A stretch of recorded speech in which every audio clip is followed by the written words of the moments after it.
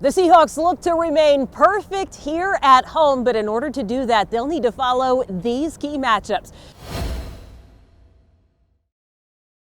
Jen Mueller and John Boyle with you. And John, let's start with this. DK Metcalf is coming off a huge gain, but I wonder what the matchup looks like against one of the best cornerbacks in the league. Well, Jen, this should be a real fun one. We've seen DK Metcalf match up against some of the best cornerbacks in the NFL throughout the season, and Bradbury's definitely one of those. We know Metcalf leads the NFL in receiving with 1,039 yards. He has 9 touchdowns. Bradbury has been a great addition for this stingy Giants defense. He's got 15 pass breakups, second most in the NFL. Pro Football Focus has him as the best corner in the league in single coverage. He's got a team-high 3 interceptions. I think we're going to see those two go head-to-head a lot, and it's going to be a lot of fun. When it comes to the Giants offense, they've had a hard time scoring points, but Engram is coming off a huge game, and I can't help but think this is exactly the type of game and matchup that Jamal Adams was brought in to take care of.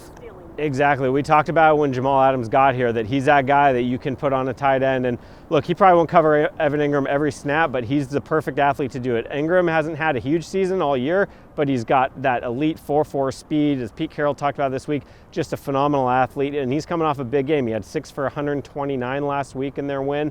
And this is going to be a real good test for Jamal Adams. We've seen him do so much as a blitzer, but this will be a good chance to show off those coverage skills as well. Well, last week we saw Carson get worked back into that running game. The results were pretty impressive, but John, against this Giants defense, those yards could be tougher to come by.